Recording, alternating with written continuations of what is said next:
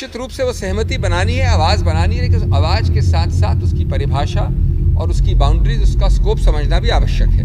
Jammu and Kashmir की गठबंधन की सरकार के जो आपसी फर्क हैं, भिन्नताएं हैं, जो असहमतियां हैं, उनको न्यूनतम करें।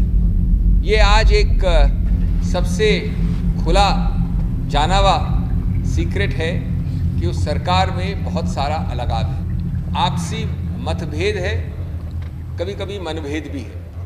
जब ये नई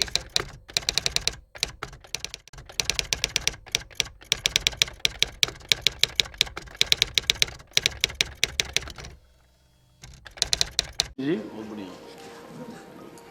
Respected Chair, honorable members, my apologies for missing the first time when my name was called out.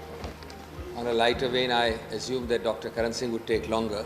I think the House would have wanted him to take longer, but I was misled. Honorable members, if Kashmir is the jewel in our crown, which it definitely is, we have to make every possible effort not to allow the slightest stigma or sullying of that jewel. And I think as a House, as Parliament, and as each political party, we have to deeply introspect, we have to retrospect, and we have to prospect on this issue collectively. I have two preliminary points before I make a few what I would imagine are constructive suggestions. The first preliminary point is that I think the opposition generally in this House has provided unstinted, widest possible support to the government on this issue. I think that every government should be fortunate and happy that this kind of widespread support is available. It's an extremely enviable and vital foundation to build upon, and the government should not take it lightly. The support it has got, whether it is the Wani issue, whether it is terrorism generally, and I certainly feel envious because I'm sure that previous governments, including ours, would have loved to have even a partial degree of similar support. I hate to say, but I don't think we got that kind of support. But we are happy to give it on an issue on which we believe the nation should be united. The second preliminary point is that if you look at any statistic, there had been a very remarkable secular and steep decline on the Kashmir issue in all parameters which were negative in the over 10-year period of the previous government. And that is not said in a party political divisive sense. It is said so as to underline the stage we had reached and the stage we must preserve for the future. Take tourism figures, take external threat figures, take events, take deaths, take skirmishes. All figures showed a very, very healthy improvement. And I think that is a position which we must build upon. We cannot allow it to regress. यद्यपि हम इस तरह से पूरा समर्थन करेंगे, लेकिन साथ साथ विपक्ष की हैसियत से अगर हम वो चीज़ें नहीं कहें जो हमारा कर्तव्य बनता है, तो मैं समझता हूँ वो भी हमारी एब्डिकेशन होगा हमारे कर्तव्य का। और इसलिए मैं उस भावना से, जो मैं समझता हूँ सकारात्मक है, 5-6 मुद्दे बहुत संक्षेप में सुना चाहता हूँ। पहली बात सुनी नेता, इस हाउस के नेता से कि एक आवाज़ में बोलना है। मैं बिल्कुल सहमत हूँ, लेकिन ये आवश्यक है कि हम सब उस आवाज़ की पहचान समझें। वो कौन सी आवाज़ है, उस आवाज़ को परिभाषित करना आवश्यक है, उस आवाज़ की पहचान समझना आवश्यक है। No doubt we have to speak in the same voice, but what is that voice? That voice has to be, it cannot be a voice which ignores attacks on our children. It cannot be a voice which ignores the grave damage done to large sections of the population. तो निश्चित रूप से वो सहमति बनानी है, आवाज़ बनानी है, लेकिन उस आवाज़ के साथ साथ उसकी परिभाषा और उसकी बाउंड्रीज, उसका स्कोप समझना भी आवश्यक है। दूसरी बात कि ये प्रयत्न करना आवश्यक है इस गठबंधन की सरकार को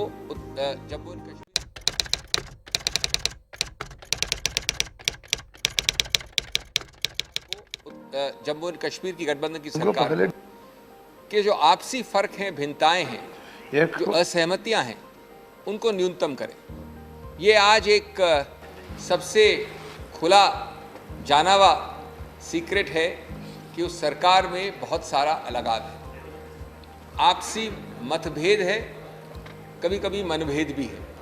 जब ये नई सरकार बनी तो कई महीनों के लिए ये अलगाव और मतभेद और मनभेद दर्शित हुआ, जग चर्चित हुआ। हम ये जम्मू एंड कश्मीर में प्रशासनिक तौर से, लॉजिस्टिकल तौर से, फलसफे के आधार पे किसी भी रूप से इसको टॉलरेट नहीं कर सकते। अगर हमको अलगावियों से लड़ना है तो सरकार के गठबंधन के अलगाव को पहले हटाना पड़ेगा, और इसलिए ये अति आवश्यक है कि उसकी उस तरफ आमुख हो ये सरकार। और मुझे पूरा आशा और विश्वास है कि सरकार उसको देखेगी। केंद्र सरकार और प्रदेश की सरकार का एक बहुत बड़ा जो गुट है वो उसी सरकार का है जो केंद्र में है। तीसरी बात कि ये ध्यान रखना है कि दो सरकारें नहीं है जम्मू एंड कश्मीर। एक सरकार जम्मू क्षेत्र के लिए, एक सरकार वैली के लिए। ये एक विडंबना है, ये मेरे पिछले सूत्र से ही जुड़ा हुआ बात है। इस बात को हमको बिल्कुल मिटाना है।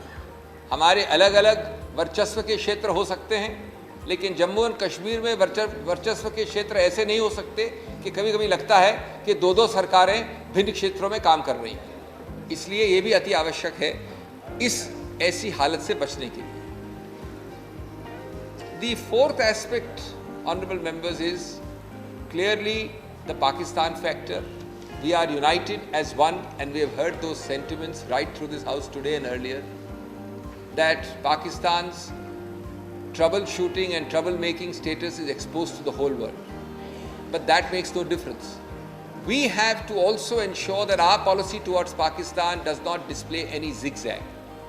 We have to ensure that there is consistency in our policy, there is absolute unity, and that we do not allow optics to take the place of substance. Pakistan gets both false hope, it also gets false despair. We have to give it a clear, consistent, unwavering message.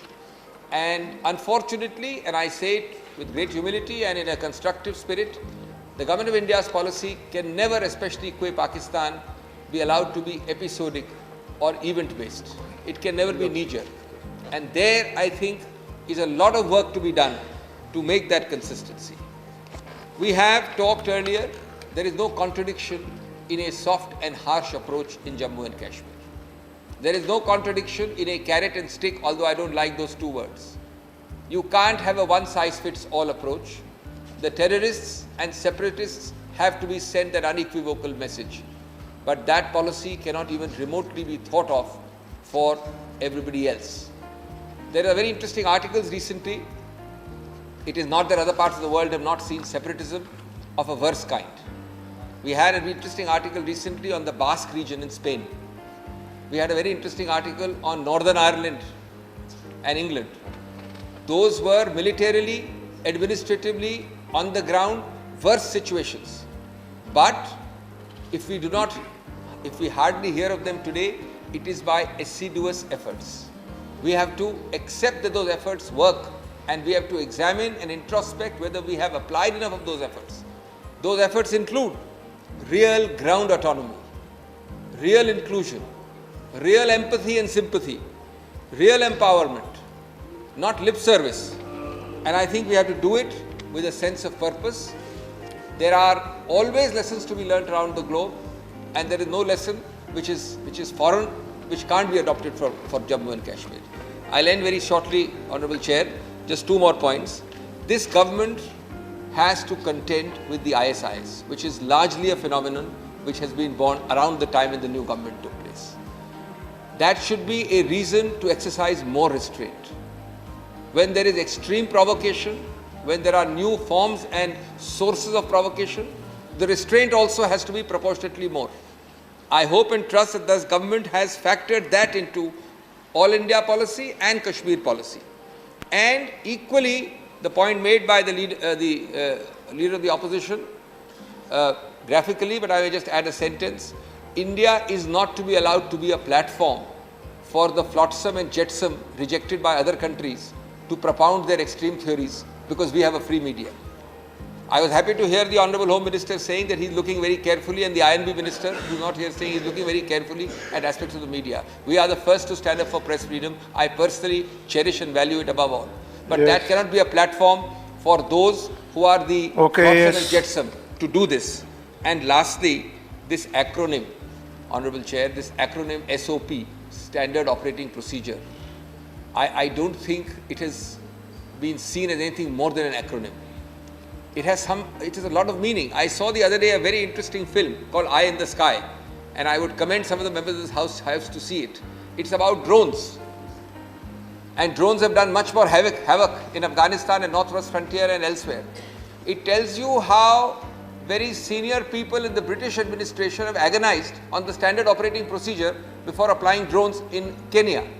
It's a fictional account, but it tells you how important a role the standard operating procedure plays. And I want to understand, how is it possible if the first step is to aim below the waistline, if the first step is to use smoke, if the first step is to use water, if the first step is to use rubber and not real bullets, then how can casualties be? This is all written down in the standard operating procedure. Okay. But are we following and implementing? All right. I do hope and trust that the wisdom of this house will prevail and will provide that healing and calming touch to this most Okay. important issue. Thank you. Now, Sri Pramod Tripathi.